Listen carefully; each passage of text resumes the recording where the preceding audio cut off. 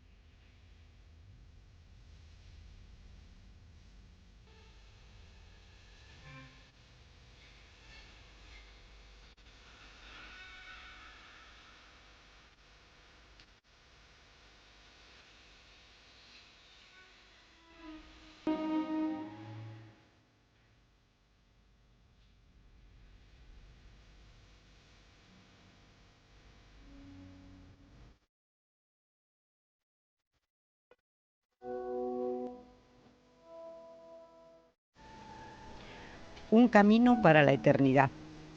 Cuando una historia se inicia hablando de una estrella, supera su propia naturaleza para vestirse de poesía.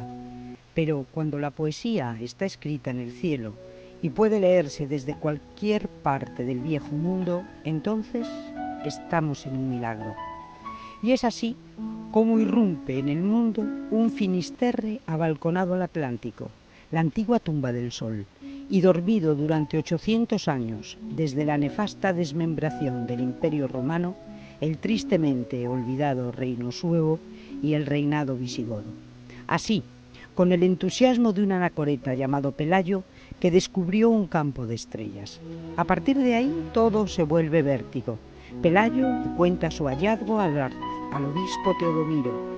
Este va, ve y cree, y de inmediato se lo comunica al rey en su corte de Oviedo, y Alfonso II, el Casto, rondando el 830, viene a Compostela y proclama al apóstol Santiago patrón, protector y señor del reino de España.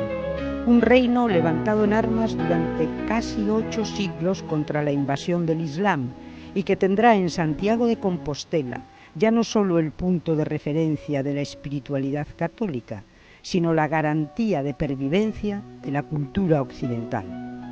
Luego vendrán Alfonso III y IV, Gelmírez y la reina Urraca, el Códice Calixtino, Bernardo el Viejo y aquel otro maestro que se llamó Mateo, y en su pórtico de la gloria enamoró a la piedra hasta hacerla sonreír. Vendrá también nuestro don Gaiferos, el último duque de Aquitania, hijo del rey trovador, aquel que, según el romance, tenía los ojos tan verdes como las aguas del mar. Y los franciscanos, dominicos y benedictinos, Francisco de Asís, Luis VIII de Francia y los reyes católicos.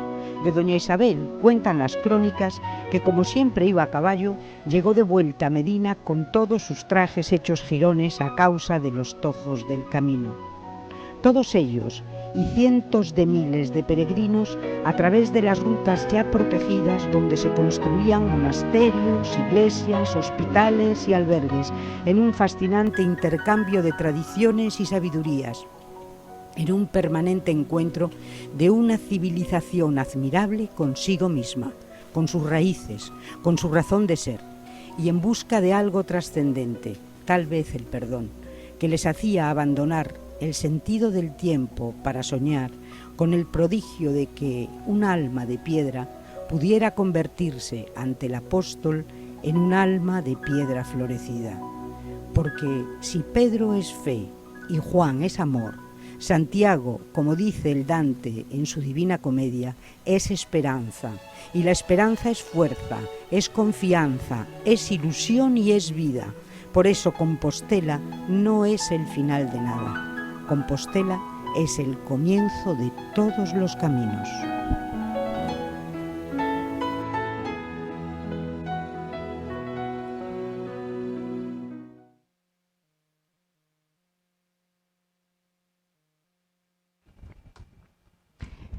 María Fidalgo. ¿Otra vez aquí? Académica, doctora en historia. ¿Qué dije mal? Nada, está muy bien. Está muy bien. Sí. Muchísimas gracias. Bueno, conferenciante número 1, que en este momento te rifan por todas partes. Yo sé, colaboras en el debate, estás como... No paras. Y siempre con la historia como bandera. Joder, y siempre que puedo meto Ferrol, que eso siempre, que todos los que me siguen lo saben, que siempre que puedo tengo siempre un sitio para un personaje ferrolano, para una acción ferrolana, siempre. ¿Verdad? Los últimos podcasts que decías tú que tenías en el debate, pues son de Villavil, o sea, tenemos ahí todo lo que queramos. Sí, porque siempre me gusta trabajar por Ferrol. Y ahora estás pasando aquí unas... No, siempre. Yo soy ferrolana y me gusta estar aquí. ¿Y cuándo te vamos a tener ya? Cuando me jubile me vengo. ¿Seguro? Pero todavía me queda un poco. ¿Y vas a dejar Sevilla? Sí. Pero no eso tengo es una problema. Maravilla. Bueno, sí, pero bueno, pasaré alguna temporada. María, ¿qué me dices de nuestro protector, de nuestro apóstol? ¿Qué es la figura de Santiago? ¿En qué vertientes la vamos a estudiar? Pero primero felicitarte por ese vídeo tan maravilloso que has puesto, con una poesía fantástica y que resume mucho lo que es el Camino de Santiago. La verdad que Europa sería ininteligible sin el Camino de Santiago. Pero claro, todo hay que hablar primero de Santiago. ¿De Santiago? ¿Quién era Santiago? Primero empezando que Santiago no se llamaba Santiago, era judío y se llamaba Jacob.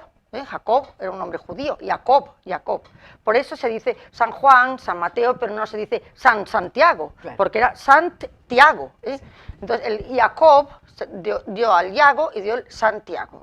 De ahí también sale, pues, sale el Jacobo, sale el Iago y sale el Jaime, aunque el Jaime no sé cómo encaja. Y en gallego desde luego es Iago. Lo digo porque hay algún nacionalista que se llama Xaime, y lo del Xaime es una castrapada como la copa de un pino. Es que no tiene sentido. No tiene ningún sentido. Lo del Xaime no tiene sentido ninguno, pero bueno, es así. Entonces, ¿quién era Santiago? Pues Santiago era el amigo favorito de Jesús, o sea, no era un apóstol corriente. O sea, ahí tenemos la suerte de que no fue un apóstol normal, era su mano derecha. ¿Y por qué era su mano derecha? Bueno, primero porque es verdad que... Primero hay que decir que es una figura histórica. Lo digo porque a veces la gente piensa que la Biblia es un cuento. Efectivamente. Y tanto Jesús, Herodes, los apóstoles fueron personajes rigurosamente históricos. Otra cosa es que te creas o no su santidad. Pero como personaje histórico existieron en el tiempo que existieron y donde existieron. O sea, ahí no hay ninguna duda. Entonces, Santiago, que era hijo del Zebedeo y de Salomé, que Salomé sale mucho en la Biblia, a veces la gente oye Salomé en las misas, pues Salomé era la madre de Santiago. Y Santiago era hermano de San Juan Evangelista, o sea que eran de los más cercanos a Jesús, era San Juan, era Santiago y era San Pedro, eran los tres que estaban siempre con él, que estuvieron con él en la oración en el huerto, que estuvieron con él en la transfiguración, que estuvieron con él en los momentos más íntimos de Jesús, estaban ellos.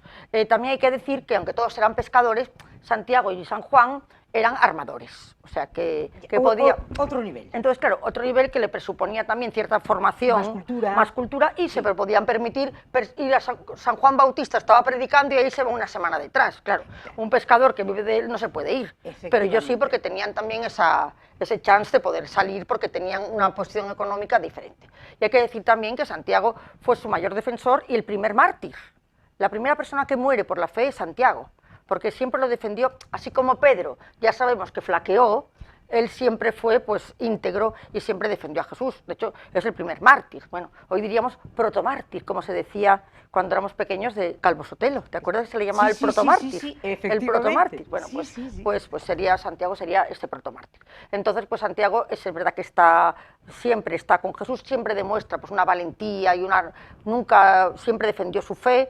Y de ahí quizá pues luego esa vertiente militar de esa valentía a la hora de defender la fe, que es por eso tenemos luego esa parte de ese Santiago militar que es interesantísimo, tan interesante como fue Santiago Apóstol o Santiago Peregrino. O sea, que tenemos un santo, diríamos, plural, multifacético. Pero fantástico en todas sus facetas. ¿Y este Santiago Apóstol por qué es tan importante en Hispania? A ver, Santiago viene a predicar a España. A ver, hoy dicen, es mentira que viene a predicar a España. A ver, es verdad que no hay documentación fehaciente de cuándo estuvo.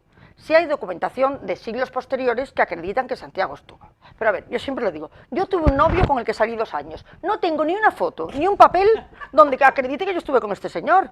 O sea, quiere decir que no de todo hay documentación. Y bueno, ahora sí que tú vas a cualquier fiesta y tienes 500 fotos, pero en nuestra época, ¿quién tenía fotos? Tu comunión, bautizo y tal. Bueno, pues en esta época ni fotos, con lo cual, que las cosas existieran, no hay por qué tener documentación para negar que existieran. Y la única forma de transmisión de la información es la transmisión oral. ¿Qué se le perdía a un señor del Próximo Oriente veniendo a España? O sea, si se dijo que estuvo en España, es que estuvo. Porque ¿a cuento de qué iba a venir? ¿Por qué se iban a inventar en España que Santiago estuvo si no estuvo? Efectivamente. Además, desembarca en Cartagonova, lo que es la actual Cartagena, y pues, hace un periplo por toda la península, con muy poco éxito. Pero porque el pobre, hombre, estamos en el siglo I, España todavía tenía muchos cultos animistas porque acababan de llegar prácticamente los romanos, había mucha mezcla de religiones, y llega con este monoteísmo tan avanzado, y pues no encuentra un caldo de cultivo para predicar. Y es verdad que él se desespera muchas veces. Pero en este viaje que viene en Santiago, curiosamente, ya visita la Galaecia. ¿Ah, sí? Sí, sí, ¿En el primer viaje. ¿A cuento de qué visita la Galaecia? Pero algo tuvo que pasar en la Galaecia para que luego sus discípulos supuestamente lo vinieran a traer a la Galaecia. O sea, que algo le pasó en la Galaecia. O tuvo diríamos, un feeling especial con la Galaecia, o algo le pasó. Porque en su viaje estuvo. De este viaje, lo más conocido, y dile a los maños que no fue verdad, que en Zaragoza el pobre desesperado, quiere marchar, porque no le hacían caso, y entonces de repente en un pilar, que yo le cuento a mis alumnas, que se llaman Pilar, digo, ¿tú sabes por qué te llamas Pilar? Porque es una columnita donde apareció la Virgen, y muchas niñas no lo saben. Pues en un pilar, es decir, en una columna, ahí se apareció la Virgen María y le dijo, tranquilo, yo te prometo que España será. A ver, es verdad que España es la nación más católica del mundo, con Italia. Entonces, realmente que la Virgen le diera esos ánimos a Santiago, a ver, ya sé que todo esto entra dentro de la leyenda. España, tierra de María. De María Santísima, tierra de María Santísima. Sí, y España además fue una defensora de la Virgen, la propia Virgen Inmaculada, no la reconoció el Papa hasta el siglo XIX. Y España desde el siglo XV, desde el milagro de Empel y todo eso, efectivamente, cómo se reivindicaba la Inmaculada de María, cómo Murillo hizo esa gran campaña publicitaria para que se reconociera a la Virgen Inmaculada, porque el Papa no lo había reconocido. Y España, nosotros por delante, por delante del Vaticano, o sea que España siempre fue una Dalí de la cristiandad. Y entonces, bueno, pues resulta, al final se vuelve a Jerusalén, y en Jerusalén lo decapitan. Lo decapitan, es el primer mártir, como digo, lo decapitan con una espada. La espada, luego ya veremos como la cruz de Santiago es una mezcla entre una espada y una cruz, porque es el símbolo de la decapitación. Es verdad. Y luego además la espada con la que luego él se aparece cuando se aparecerá en las diferentes batallas, porque se aparecerá. Entonces, bueno, lo decapitan y se supone que sus discípulos lo traen a España. Ahí ya entramos en un mar de tinieblas, como viene, como no viene, la barca de piedra, una barca sin timón, una barca de piedra, como flota una barca de piedra, a mí que me lo cuenten, pero barca de piedra, Padrón, hay una toponimia muy cercana. Barca de piedra, Padrón, una traducción, el caso que supuestamente pues lo traen a Padrón y ahí se encontrará pues en el siglo VIII, que no es Padrón, entra en Padrón, pero sabemos que es en Compostela, ¿no? La gente que dice que se inventan que Santiago está ahí, si hay que inventarse una tumba de un apóstol como este, pues te inventas un centro neurálgico, una ciudad importante, con una ruta comercial. Esto era el Quinto Pimiento, aquí no había nada.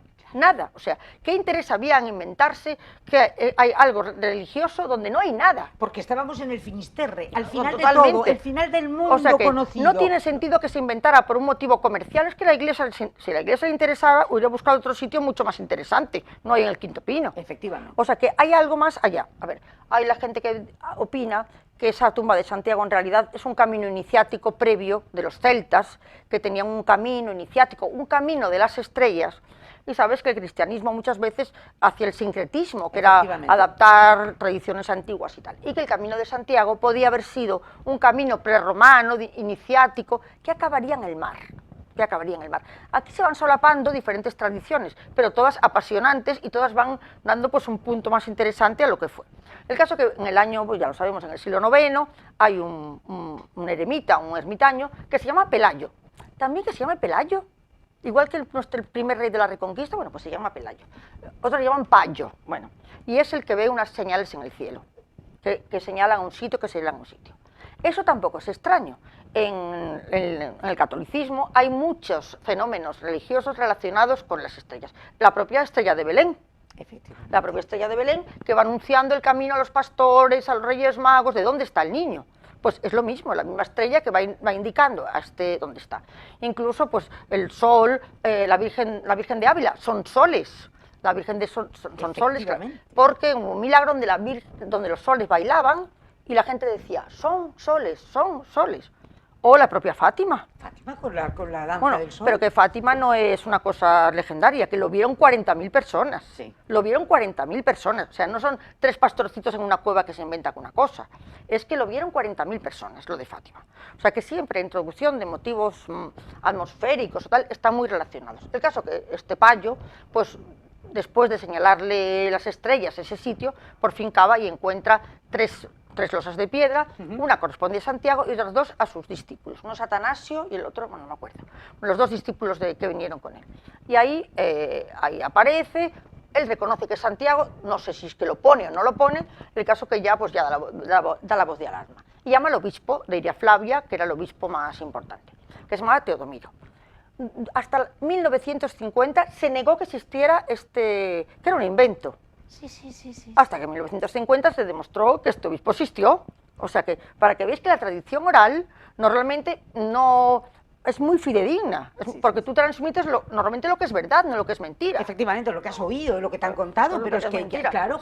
Entonces, claro, pues este obispo existe. Ya cuando empieza, pues ya la primera ermita, cuando la gente ya ve que suceden cosas un poco sobrenaturales, el típico que va con la herida y se cura, la que no se queda embarazada y va allí. Y entonces ya cuando ya el rey de Asturias toma cartas en el asunto, Alfonso II el Casto dice, vamos a hacer aquí una ermita. Y ahí empieza ya, pues es la espita, que luego será la gran catedral. El gran fenómeno del camino. Y a la vez empieza ya el camino. ¿Cuándo empieza el camino? Bueno, empieza desde el primer momento, porque, claro, primero en un entorno muy cercano. ¿Cómo llega a todo? Porque es que llega a los confines de Europa. Bueno, el boca a boca, y luego también el culto a las reliquias.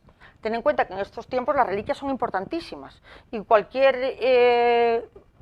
hay iglesias que tienen la uña del santo del patatín, un trocito de hueso de una oreja. Aquí tenemos el cadáver del apóstol favorito. Nada menos. O sea, esto no es una reliquia, esto es la reliquia más VIP que pueda existir. Efectivamente. Y además, también en esta época, es la época ya los musulmanes, una época complicada para acceder a Jerusalén, entonces era una forma de ver, ya que no podían ir a Roma, mucha gente pues venían a Santiago, ya que no podían ir a Jerusalén tampoco. Entonces, no es que sea una reliquia, es que es lo máximo, claro. El apóstol favorito de Jesús y el cuerpo entero. Que es el único. Que es el único. Sí, porque yo no sé si San Pedro en este momento se conserva como oficialmente, no. Es en el Vaticano, está debajo del baldaquino. Pero está también el cuerpo entero.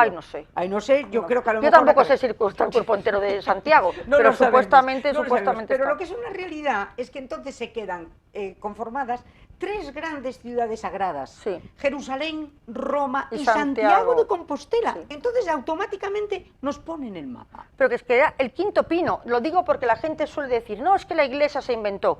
Si la iglesia se tiene que inventar, busca un sitio mucho más céntrico. Buscaría Sevilla, buscaría cualquier sitio. Barcelona, o incluso Lugo, porque Lugo tenía mucha más entidad que Santiago, que no tenía. Es que Santiago no existía. No era nada. No era nada. O sea que la inventio, que se llama ahora la inventio del sepulcro, porque hay gente que le gusta mucho el camino, pero que son agnósticos. Entonces, pues para buscar un término medio le llaman la inventio. La inventio, es una palabra nueva aquí ahora, para decir que es una cosa inventada, pero que es estupenda. Entonces, bueno, la inventio. Entonces, pues nada, y ahí empieza pues, el gran camino, la articulación de Europa, pues, o sea, todo lo que sabemos después. Y cómo, pues, depende de dónde fueras, el camino de la Plata, el camino inglés, pero bueno, el camino de verdad es el camino francés, sí. El que entra por los Pirineos. Es el camino de verdad. Los demás los tomaban algunas personas. Lo digo, y no es por hablar más de los asturianos, pero es que en Asturias hacen unas jornadas. El camino primitivo. No te puedes imaginar lo que hay allí con el camino primitivo. A ver, en el camino primitivo iban 3 gatos, perdona que te diga. Sí. Incluso hay una iglesia del camino primitivo, que es San Salvador de Valdedios, que tiene ahí un cartel que yo alucino cuando lo vi.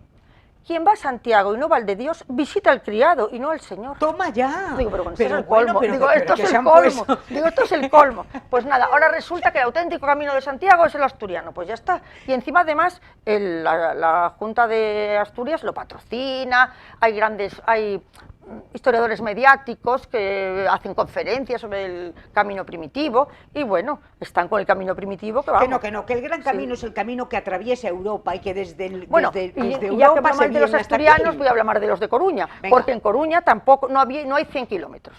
La normativa, entre comillas, exige que para que hagas el camino tiene que haber 100 kilómetros, como hay desde Ferrol el camino inglés. Efectivamente. Pero ellos no les daba el camino. ¿Y sabes lo que han hecho? Das 2 o 3 vueltas a la Torre de Hércules para que te salgan los 100 kilómetros. No, eso no es, ¿eh? Bueno, pero no, pues... Lo hacen, no, sí, ya, pero que eso no es... No, el camino que sale de Coruña, bueno, el camino que sale de Coruña es imposible. Hombre, el camino inglés tenía más sentido. Porque venían por mar. Venían por mar. No, Entonces que eran sí, las grandes, ¿cómo se llama? Las grandes peregrinaciones que vienen de todos los que vienen por mar. Claro, Sí. y entonces tenía razón de ser. Es más, acortaba mucho el viaje. No, claro. Yo siempre digo que fue el primer tour operator de la historia, porque es que se lo acortaban muchísimo. Sí. Y te eliminabas muchísimos y no había peligros. mucho monte. Ten en cuenta que los que entran por los montes es mortal. En cambio de aquí el camino inglés es bastante llevadero. Ya, pero desde luego, pero el gran camino estoy contigo. No, es el camino francés, sí. que es el que atraviesa. No, y además está el Códice Calistino y luego también esa guía de viajes maravillosa que hay donde te cuentan, yo ya no me acuerdo cómo era, lo estudié en su momento, qué posada para comer, no pases por este puente que hay ladrones, o sea, Pero que eso hay... estamos hablando de qué siglo. Ya del siglo XI. Fíjate, en el siglo XI ya teníamos perfectamente, la cartografía estructurado, todo. Y además, como tú has contado ahí, viene San Francisco de Asís, viene aquí todo lo más... Lo más chichirito. No, claro, y además luego todo lo que se va haciendo a lo largo del camino, las iglesias, la confluencia de culturas, bueno, todo esto pues viene a raíz del camino. Y en este momento tú cuando, por ejemplo, ves que en Santiago, vamos a poner por caso, ¿no? O sea, en Santiago, al margen completamente de celebrar la fiesta religiosa. Pero bueno, es que no tiene sentido. Bueno, a ver, es que eso no tiene sentido. No, a ver, pero es que vivimos en una época anticlerical. Y entonces, pues acuérdate que lo que te contaba la otra vez que vine, que tú te reías del apalpador, sí. ¿Te acuerdas? Pues como los Reyes Magos tienen ese componente religioso, pues vamos a darle otra cosa, que es ese señor extraño de la montaña de los Ancares, que resulta que en Ferrol los niños le traen los juguetes. Sí, pero bueno, pero estamos en una época anticlerical y es así. Entonces Santiago, bueno, lo que estabas diciendo tú en este momento, que ese pequeñito sitio anclado ahí al final, pero al final, donde Europa se perdía, ya no había nada más. El Finisterre era la tumba del sol, aparece este prodigio. Sí. ¿Y qué le da a la cristiandad eso? A ver, primero le da lo que es el sentido de Europa, porque todos los que venían unidos por el mismo interés. Entonces ahí venían italianos, venían alemanes, venían holandeses, y todos sentían que pertenecían a esa misma cultura.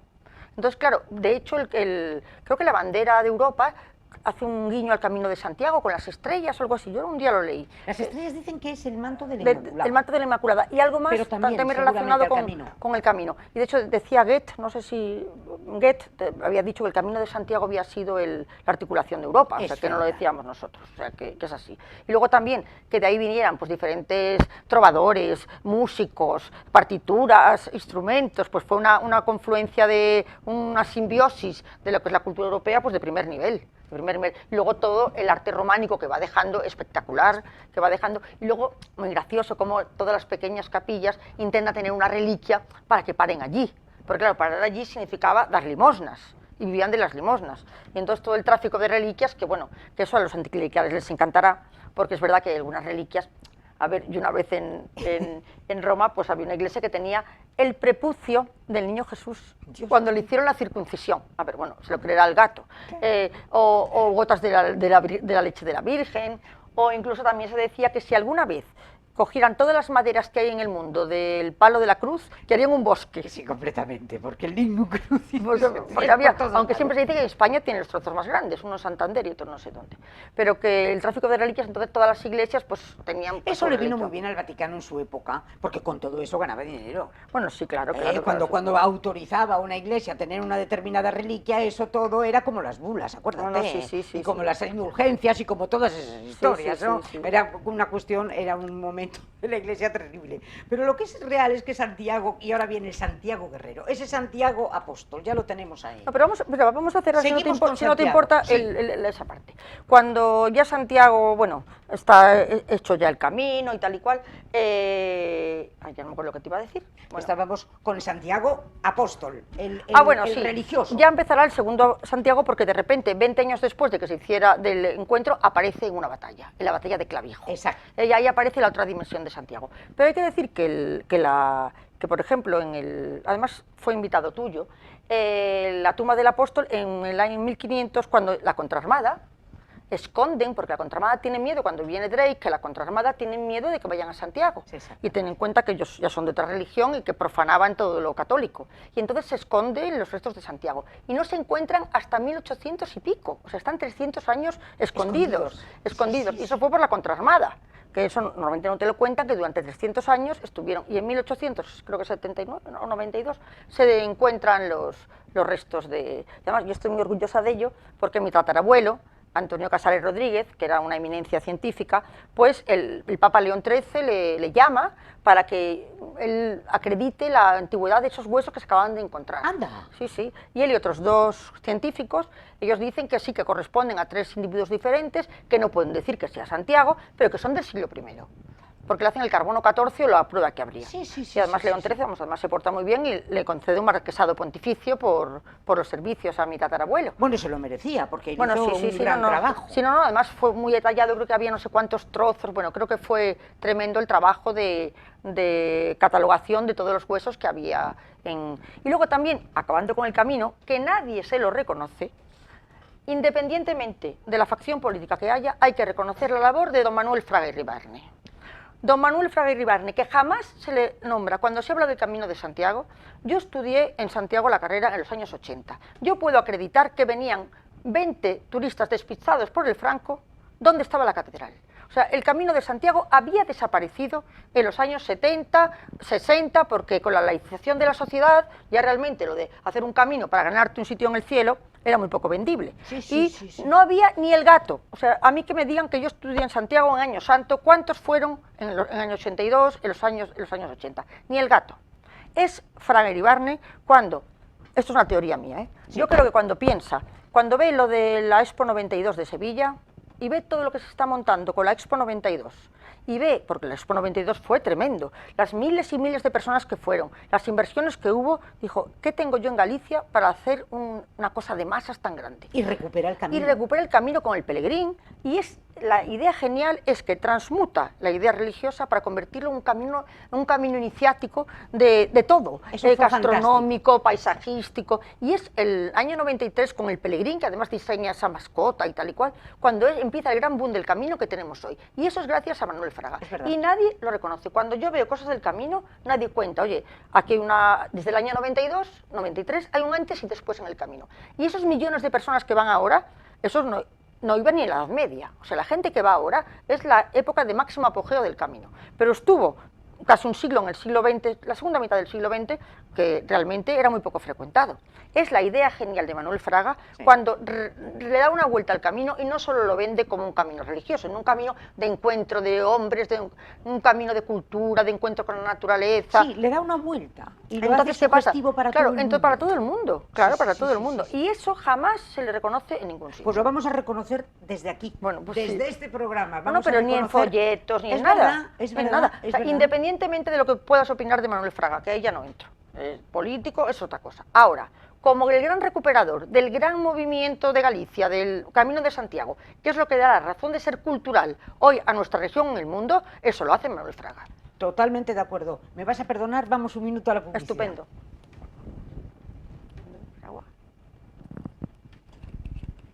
¿Puedo beber agua? Joyería Ferrol, un nuevo concepto de joyería en nuestra ciudad que entronca con lo que era el concepto de joyería tradicional. Compraventa de oro, plata y joyas. Compraventa de oro, plata y joyas. Imagínense ustedes que tienen unos anillos que ya no les sirven para nada, de la primera boda, de la segunda boda, de la tercera boda, a saber. Imagínense ustedes que tienen una medalla en la que su madrina se la regaló y grabó el nombre de Josefa, y no le gusta el nombre de Josefa porque a usted le llaman Pepa, bueno, pues esa medalla la tiene permanentemente en una cajita y en un cajón. Pues qué momentazo de visitar Joyerías Ferrol, porque a lo mejor le dan una gran alegría. Si es de plata, pues ¿qué les voy a contar a ustedes? ¿A quién le apetece en este momento ponerse a limpiar plata? Bandejas, juegos de café, aquellas trofeos que ya están medio destartalados y que seguramente los tendrán metidos en un baúl o en un cajón, esperando a que sus herederos en su día los disfruten. No, si los van a vender va a ser lo primero que hagan, véndanlos ustedes y se pegan una alegría. Y luego otro concepto también importantísimo, los empeños. Oiga, que usted no se quiere deshacer ni del oro, ni de la plata, ni de las alhajas o de las joyas, bueno, pues a lo mejor visita usted Joyería Ferrol y empeñan la pieza correspondiente. Y a nadie se le caen los anillos, porque no se olviden de una cosa muy importante. Nada menos que doña Isabel la Católica, la gran reina española, para realizar la conquista de América, como no tenía la corona liquidez, pues no le quedó más remedio que empeñar sus joyas. Por lo tanto, si a doña Isabel lo hizo con toda la tranquilidad del mundo para que Colón consiguiera llegar a donde llegó, pues imagínense ustedes, a nadie se le van a caer los anillos. Y luego otra cosa importantísima, tasación de herencias. Es importante en ese momento pues el valorar las cosas y saber qué es lo que tenemos, porque a lo mejor creemos que tenemos mucho menos o a lo mejor creemos que tenemos mucho más. Bueno, pues para todo esto, profesionales de primera línea están en la Joyería Ferrol. Y también les digo algo importantísimo, que ustedes no quieren ir hasta allí, pues no se preocupen, tienen aquí el número de teléfono que les vamos a facilitar en nada y llámenles ustedes.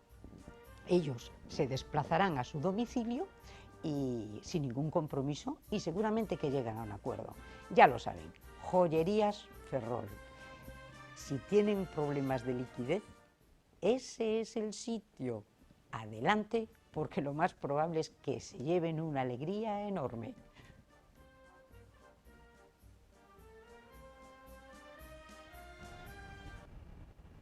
De nuevo con ustedes y ahora vamos a enganchar, bueno, primero vamos a terminar con lo de Manuel Fraga, que es verdad, es una reivindicación justísima y él también fue el artífice del turismo en España, ¿eh?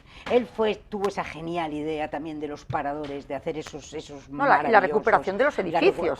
La recuperación de los edificios. Sí, sí. O sea, lo que pasa es que aquí vivimos en un país tan sumamente acomplejado por todo que resulta que como fue ministro franquista, ahora hay que denostarlo, ¿no? Sí, sí. Y entonces dices tú, pero oiga, pero estamos todos aquí mal de la cabeza ya, ¿cuándo vamos a perder ese complejo? Empezando por el propio PP, ¿eh? Que ya es cuestión de que lo pierda. Pero bueno, vámonos a batallar. Santiago militar.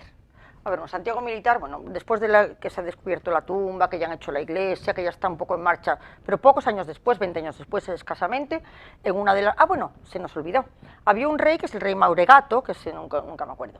El rey Mauregato cuando, bueno, un rey de los primeros reyes de Asturias, que para posicionarse en el trono con unas luchas intestinas, había recibido ayuda de los musulmanes. Y los musulmanes le pidieron una recompensa a cambio de la ayuda, y la recompensa fue el famoso tributo de las 100 doncellas, que era nada menos que mandarle 100 mujeres vírgenes, 50 hidalgas para el califa o para el sultán de turno y 50 plebeyas. Entonces, eso lo firmó el Mauregato. Sí, pero luego ya los siguientes reyes ya se negaron de que de ninguna manera iban a mandar a las mujeres. Y en una de estas batallas, que fue Ramiro I, en la batalla de Clavijo, hoy dicen, la batalla de Clavijo no existió, la batalla de Clavijo fue inventada. Es verdad, no hay ningún documento de la batalla de Clavijo.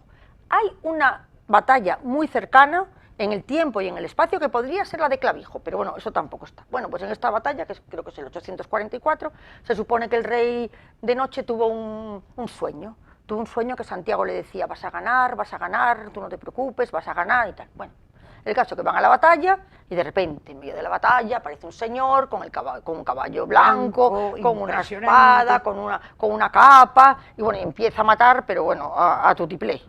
Y entonces pues la batalla se gana y no sé cómo, pues alguien dice que es que esa era Santiago. Y como Santiago se había aparecido en sueños al rey, pues se cree que es Santiago. Yo siempre lo digo, sea verdad o sea mentira que Santiago se apareció, lo importante es que la gente así lo creyó y actuó en consecuencia.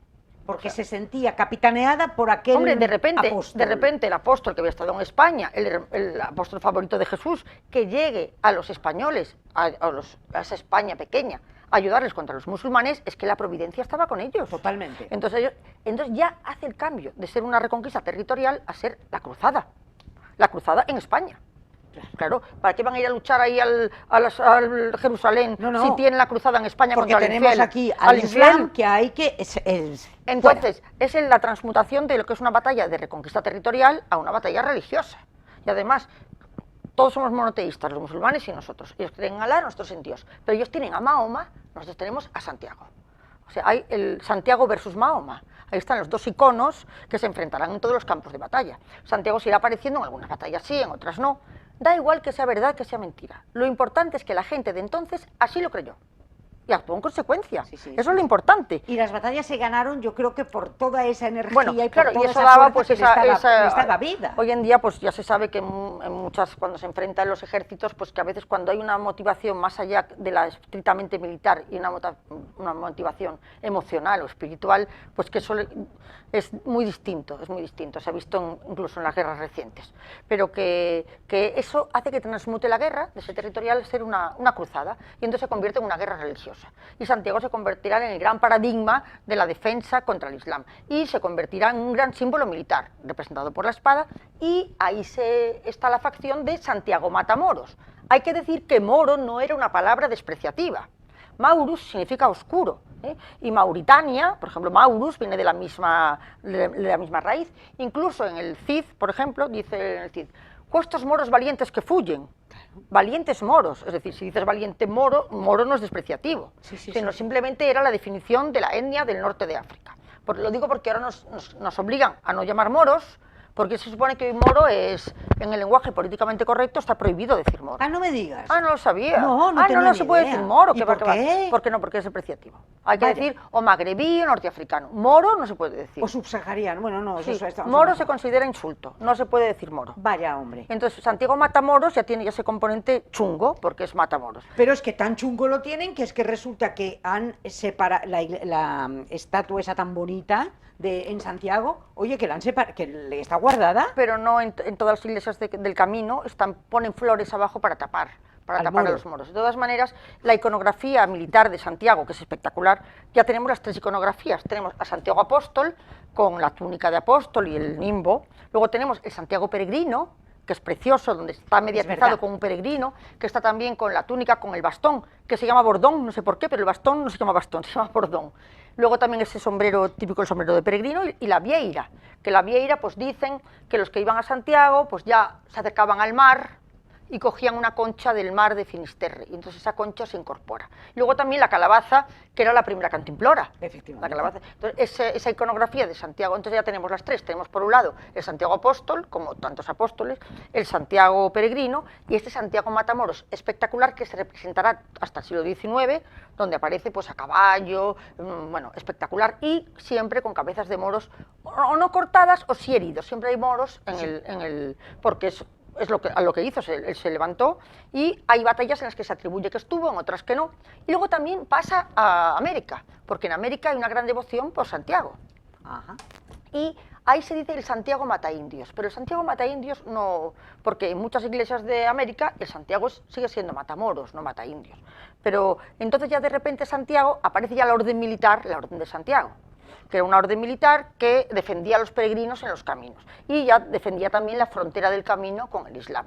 Y aparece ya la gran orden de Santiago, la orden militar, de las 4 órdenes que hay, que son Santiago, Calatrava, Montesa y Alcántara, sí. Pues que el rey es el maestre mayor de todas las órdenes. La orden de Santiago era la más importante, era además, los caballeros de Santiago eran caballeros que ejercían de caballeros las 24 horas, es decir, dormían con la armadura, practicaban ayuno, oían 2 misas diarias, o sea, eran auténticos guerreros. Monjes. Sí, monjes, eran monjes guerreros. Sí, y luego toman como símbolo la bandera, la cruz, que te he dicho antes, que es una mezcla entre la espada que saca Santiago en las batallas, también su carácter militar, luego la cruz, la parte religiosa, el rojo símbolo de la sangre que se derrama en la guerra, y también el homenaje a la espada del martirio de Jesús, o sea, de Jesús no, perdón, de Santiago. Con lo cual, pues además esa cruz tiene una fuerza icónica espectacular. Impresionante. Incluso algunos lo rematan en flores de lis, creo que es el símbolo del honor o de la honestidad, las flores de lis.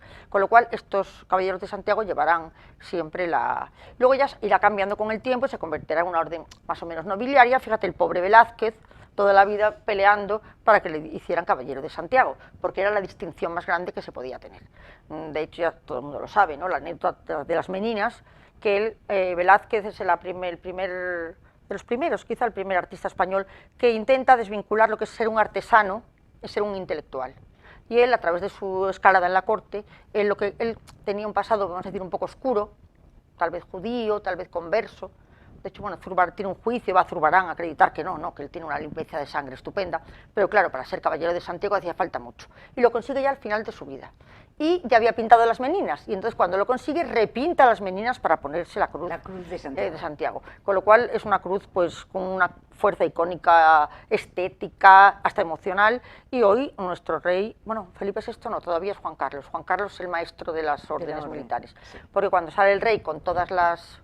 Eso, mi amigo Piñón Quiñonero, que siempre me ayuda en esto, me dice, no, el rey no la puede llevar todavía porque todavía es su padre, pero cuando sea nuestro rey, pues llevará las cuatro insignias de las órdenes. Entonces, todo esto forma parte desde los albores de la historia, de nuestra historia de España. Sí, porque en 1630, perdón, el rey es cuando le hace ya patrón de España, en 1630. Ajá. En el poder de los Austrias, Felipe IV, Felipe III, Felipe IV, le hace ya patrón de España. Y patrón desde de entonces, y sigue siendo patrón de las Españas, ahora mismo, y sigue siendo. Porque no hay fiesta general en este momento, porque tenemos en determinadas comunidades autónomas, Galicia, Cantabria, creo que Vascongadas y Madrid. Somos los que estamos en este momento, como mañana, día 25, estamos de fiesta, pero esto tendría que ser en España. No, pero es absurdo, pero claro, pero ya estamos con el tema anticlerical. Ya estamos. Entonces una fiesta religiosa, pues, en fin. Bueno, pero hablando estrictamente de historia, nuestros orígenes vienen de ahí. Bueno, que sí, pero es la cruz el origen, como es Europa, el origen de Europa. En este momento se está intentando rediseñar lo que es Europa, pero en laboratorio, ¿eh? O sea, ¿qué es el nuevo concepto de una Europa que pierde esas raíces cristianas, esas raíces latinas, esas raíces griegas, esas raíces judías? Es que vamos a perder todo eso. ¿Qué se pretende hacer? Pero creo que en el año 2000, si no recuerdo mal, en la Unión Europea se intentó introducir una cláusula hablando de las raíces cristianas de Europa. Y solo votó a favor España de Aznar, Polonia e Italia. Y no salió. Y no salió. No salió. Hablando como que la raíz de la Comunidad Europea tenía sus raíces en el cristianismo, y no salió. Bien, el que tú sabes que una de las personas que más hizo daño a este concepto de lo que es esa idea primigenia de Europa fue Giscard d'Estaing. Giscard d'Estaing, cuando empieza a hacer una constitución europea, se quiere cargar todo lo que sea el origen cristiano y todos esos orígenes. ¿Por qué? Porque está inspirado por la masonería, que en este momento la masonería yo creo que es la que mueve entre bambalinas todo este nuevo diseño del orden mundial. Se pretende un nuevo diseño del orden mundial, ¿y contra qué? Contra lo que ha sido la tradición de ese orden, que ha sido pues precisamente el cristianismo. Y van ahí, está clarísimo. ¿Tú no lo ves así? Sí, sí. Yo quería hacer un programa sobre la masonería y a ver si algún día se me sienta alguien para hablar de eso, porque es que es el gran, en este momento, yo creo que subyace a todos estos experimentos del nuevo orden. Bueno, ya de paso que hablas de la masonería, me gustaría decir que mi bisabuelo ha salido en varias listas como masón y no era en absoluto masón. Pues aquí lo reivindicas. No, yo lo digo, ni mi tío Santiago ni mi abuelo Javier eran masones, y han salido en varias listas como masones y no es verdad. Y dices tú, oye, que va a ser que no. Que no es verdad. Mira, y ahora seguimos con Santiago. Santiago sí, en América...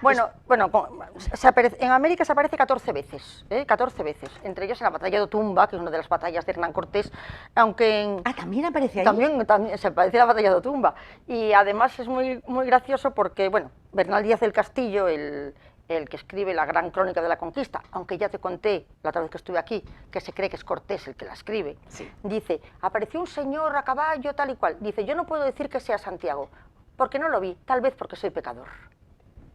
Dice, no lo vi, tal vez porque soy pecador. Buen apunte. Dices, no lo vi, tal vez porque soy pecador, entonces yo no lo pude ver No porque lo soy pude ver, pecador, claro. porque soy pecador, lo dice ahí. Entonces sí aparece, se aparece.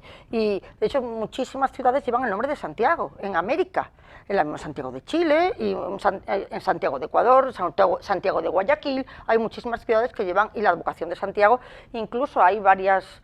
No sé quién, en Perú hay una procesión de Santiago que lo sacan a caballo, bueno, maravillosa, actual, ¿eh? Sí. Actual, sí, sí. Me lo mandó, el otro día estuvo en una conferencia de uno que se llama el Capitán Perú, que reivindica mucho, además sale como una especie de, como Capitán América, ¿no? Pero Sí, sí, sí. así como Capitán de la Hispanidad. Y bueno, la verdad que puso unas imágenes curiosísimas del culto de Santiago en América. Yo se las mandé a un amigo mío, a Paco Singul, que trabaja en temas del Camino de Santiago, y quedó muy sorprendido de la vigencia y cómo la gente se volcaba en ese culto a Santiago. O sea que la tradición está ahí, la tradición no se puede perder. Otra cosa es que las circunstancias políticas vayan contra ella, pero está ahí. Y lo que no dije, lo que no he dicho, es que cuando ya empiezan a pelear los ejércitos en la Reconquista, empiezan con un grito que dice Santiago y cierra España. Pero no es que cierra significa acomete, ataca, ¿eh?